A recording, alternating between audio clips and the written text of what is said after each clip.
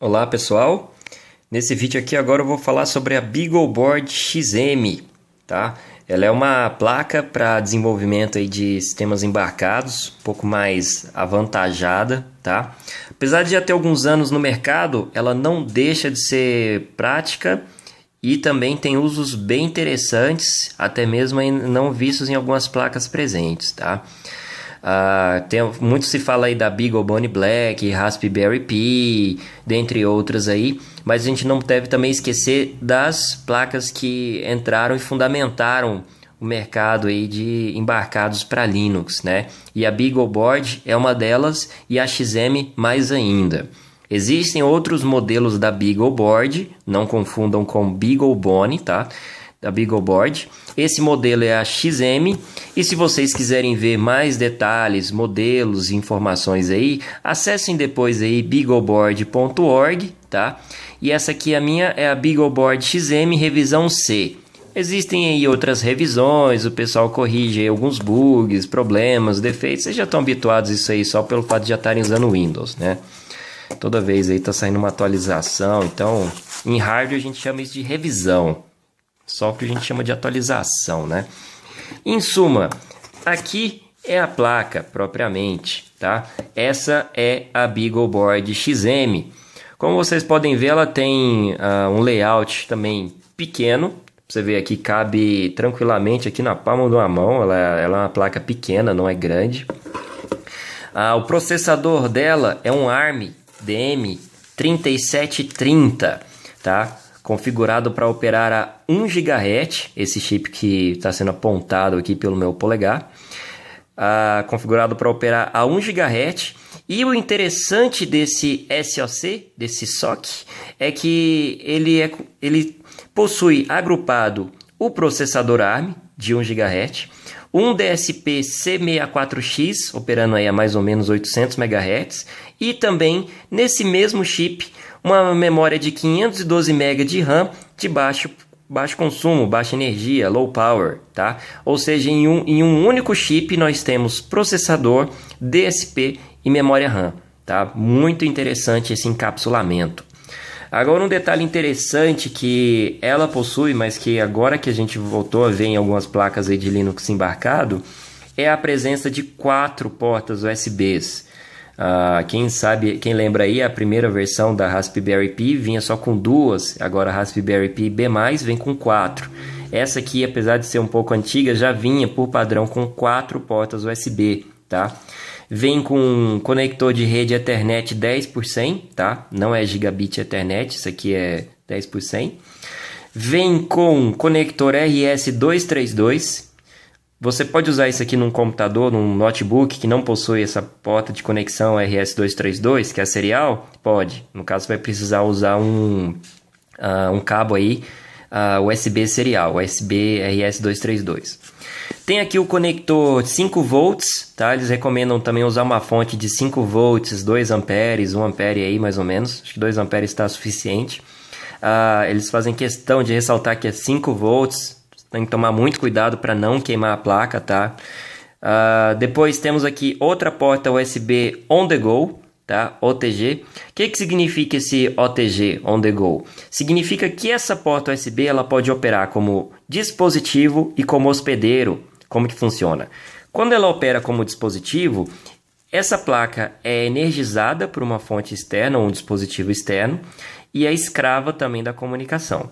Agora, quando ela funciona como hospedeiro, é ela que manda. E aí ela energiza os demais dispositivos conectados nessa porta e também é a mestre da comunicação. Caso você queira usar essa porta, você vai ter que comprar um cabo USB On The Go. Lembrando que essa porta é mini USB, você então vai ter que comprar um cabo mini USB com saída USB host, tá? Para você então poder espetar aí um pendrive, um outro elemento aí nessa porta. Depois temos aqui também conectores para entrada e saída de áudio, tá? Se vocês forem ver aqui, vamos colocar um zoom com foco. Cadê meu foco aqui? Áudio out, áudio in, ou seja, esse conector é para entrada de áudio e esse é para saída. Esse aqui é uma saída S-Video, Aspecto interessante para você poder plugar essa placa para gerar uma saída de vídeo para monitores, projetores, televisores aí antigos que não possuam HDMI.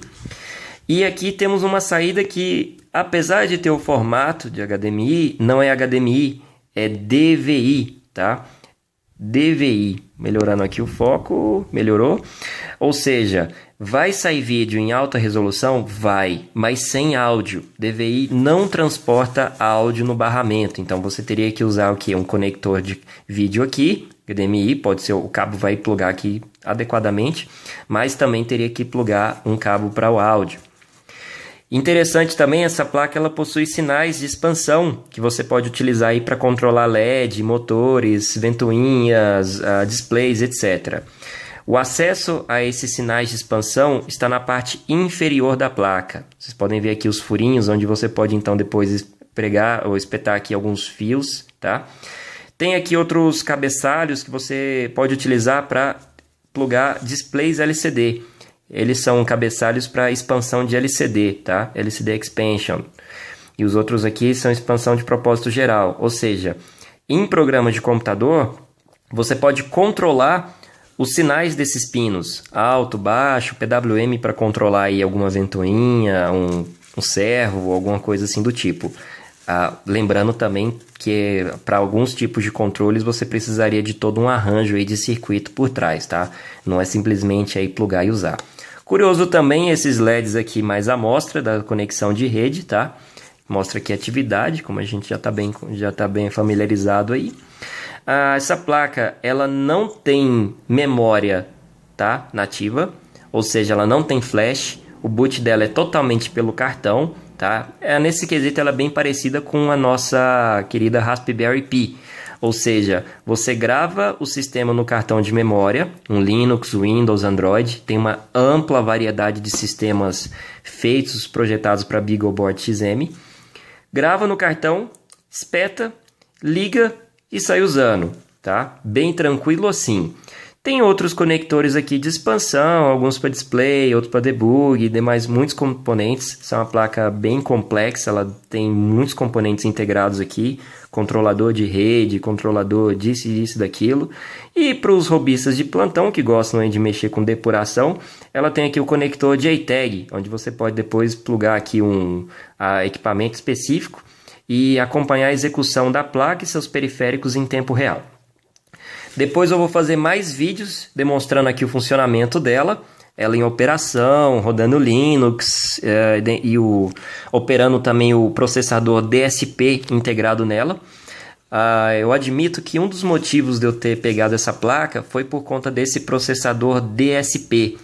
Ele é um processador que possui uma arquitetura mais aprimorada para cálculos aritméticos, matriciais, tá? Sem querer entrar em muitos detalhes. Então é um processador muito prático aí para algumas operações e ela possui nativamente esse processador. Então no mais é isso, pessoal. Depois postem aí dúvidas, comentários, sugestões, o que vocês acharem aí. Essa placa ela está sendo vendida normalmente por $145. Vocês veem que ela é bem mais cara do que a BeagleBone Black, que está aí a $50, $55. Um dos fatores dela ser mais cara é por conta do layout. Essa placa ela tem um layout muito mais complexo. Vocês veem aqui a quantidade de componentes que ela possui. E o segundo fator também, na verdade, seria o mais importante, né? É esse SoC, esse System on Chip, o DM3730. Ele é um chip mais caro. Ele é um ARM Cortex A8, rodando a 1 GHz. E pelo fato dele ter esse DSP integrado, tá? O C64X, ele é um chip mais caro, que também acaba incorrendo aí no preço da placa. Mas bem interessante. Outro detalhe aqui interessante, também temos aqui o botão de reset e um botão aqui para usuário. Você pode fazer um programa que responda algumas coisas aqui ao pressionar esse botão, tá? É interessante ver porque algumas placas hoje em dia não possuem botão de reset. Então, por exemplo, a Raspberry Pi.